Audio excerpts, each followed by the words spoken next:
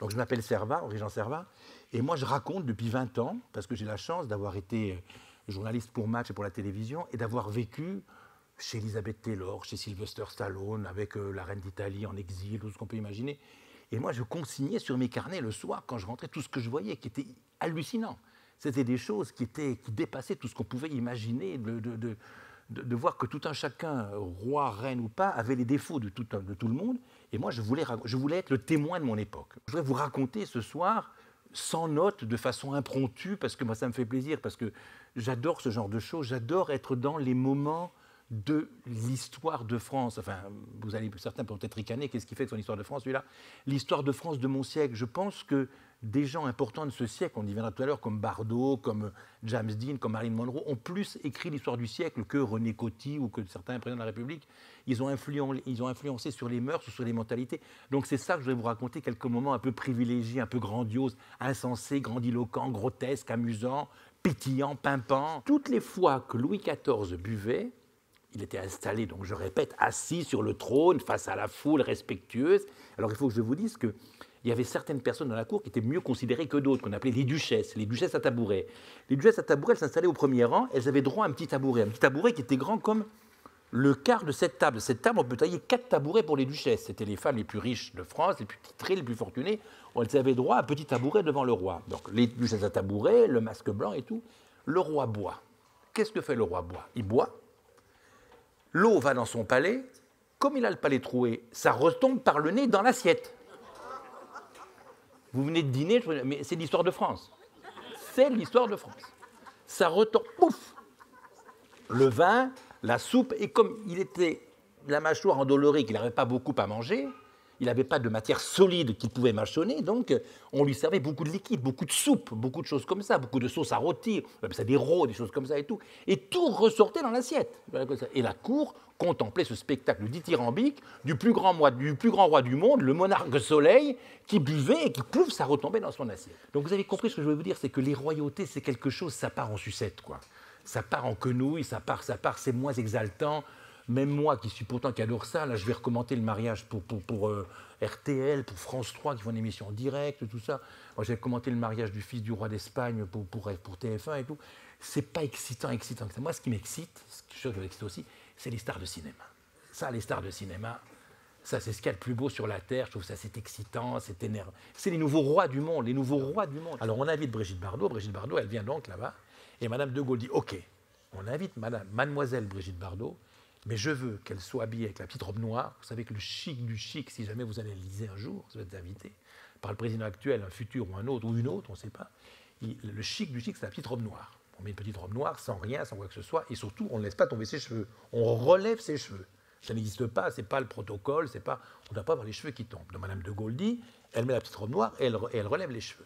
Bardot, qui sait que Madame de Gaulle n'a pas voulu qu'elle vienne, n'a pas voulu qu'elle vînt, pardon. Qu'est-ce qu'elle fait? Elle fait exprès. Vous avez vu les photos qui ont fait le tour du monde. Elle arrive avec Gunther Sachs, parce qu'elle est déjà divorcée 3 fois, déjà, Bardot. Elle arrive avec le petit costume, vous savez, les brandebourgs, là, avec les broderies en soldat. Elle fait exprès un uniforme de mec. Elle rajoute des bonbons, des brassières, pour convaincre que c'est un uniforme de mec, et elle laisse pendre ses cheveux. Et elle m'a raconté que quand elle est entrée à l'Élysée, elle monte les marches, vous savez ce que vous voyez à la télévision, les portes de verre qui s'ouvrent. La générale a failli capoter. Elle a vu Bardot qui arrivait comme ça, tout. Oh, elle a appris qu'elle était narguée, elle a pensé que c'était pas bien pour elle et que c'était extraordinaire. Voilà. Je dis, régner de Monaco, c'est un souverain respectueux, très bien. Je trouve simplement qu'il me fait penser au général Tapioca, mon enfance, Rosanna Scafino dans Le Miracle des loups, et régner de Monaco, le général Tapioca, les médailles, ajoutais-je, voulant faire le malin, mais idiot comme un crétin, des médailles de la clavicule à la braguette. On m'a montré la porte. J'ai été viré du jour au lendemain. J'ai fait des missions. Le soir même, prouf, va voir ailleurs si tu es. Moi, je vous passe tous les détails. J'ai réussi à faire un jour l'interview d'Elizabeth Taylor. Enfin, c'était compliqué, peu importe.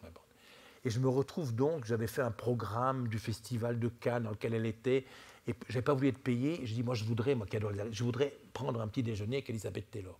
Le petit déjeuner, c'est resté une coupe de champagne. Mais c'était, je vous parle, il y a 15 ans de ça. Et moi, je suis rentré à Match grâce à ça, parce que j'ai fait l'interview d'Elizabeth Taylor.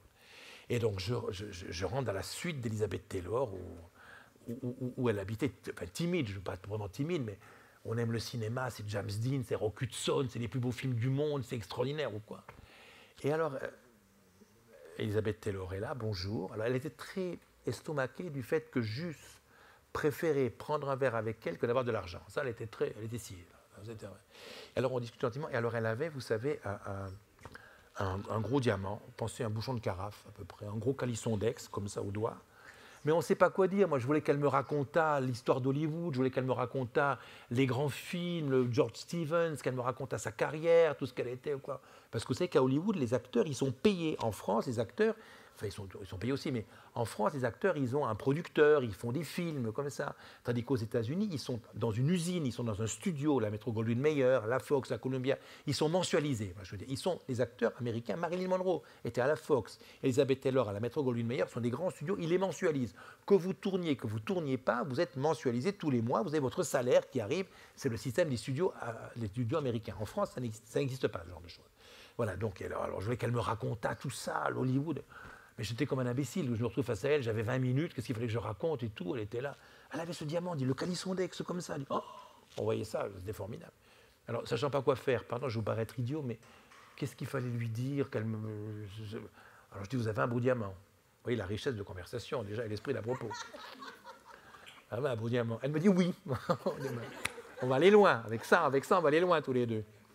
Alors, toujours très bécasson, bien évidemment, parce qu'on peut être très bécasson. Je lui fais, il vaut cher. Oui, elle me dit. Continuons à vouloir faire le malin alors que j'en connaissais rien. Je dis, oh là là, il vaut au moins, à l'époque, il vaut au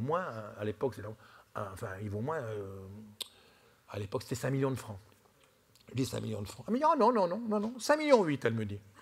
Ah bon, c'était comme ça, c'était le fameux diamant qu'on appelle le diamant Krupp. Vous savez que l'avait offert Burton, c'est le plus gros diamant du monde, à part le fameux Régent, qui est dans la couronne de la reine d'Angleterre, comme ça. Ah bon, alors, silence, un ange passe et tout ça. Et puis, je vois qu'elle portait le diamant. Je ne sais pas si elle faisait exprès pour que je lui parle là, mais elle avait une espèce de chaîne comme ça, puis elle avait un truc, la fameuse perle, je ne sais pas si vous connaissez l'histoire d'Elisabeth Taylor, la Pellegrina, elle avait cette femme est les plus beaux diamants du monde. Alors, elle torche la perle, je dis, oh, c'est une belle perle. Oui, me dit-elle. On va aller loin. Et puis alors, elle avait une perle, mais une perlasse, une grosse perlasse qui coulait entre ses seins, formidable, grosse et tout ça. Les seins étaient grossis d'ailleurs, et la perlasse au milieu. Et c'est une belle perle, oui, c'est une belle perle. Et je voulais en faire le malin, vous savez, il y a des magasins, tout était à 10 francs, là, tout était à 5 millions de francs. Je lui fais, c'est encore 5 millions de francs. 5 millions, 6, me dit-elle, pas d'attraque. Et à ce moment-là, ce geste hallucinant, alors que je ne rêvais que de parler de cinéma, je rêvais qu'on parle de James Dean, qu'on raconte les films, le tournage de Cléopâtre, Brigitte Bardot a voulu faire Cléopâtre, Lolo Brigida a voulu faire Cléopâtre, John Collins a voulu faire Cléopâtre, comment ça a été tourné, le procédé d'écran étiré, tout. Vous avez vu Cléopâtre, c'est le film le plus cher, le plus beau du monde. Et alors, à ce moment-là, elle rapproche la perle, la bague de la perle, elle les met côte à côte, et il y avait une superficie, c'est qui était un espèce de gros timbre-poste, les gros timbres, je ne sais pas... un demi-éclair, un demi-millefeuille, quoi. Sur ce petit carré-là, il y avait 1,3 milliard devant moi. À l'époque, j'étais petit journaliste à Libération. Je me dis, qu'est-ce que c'est?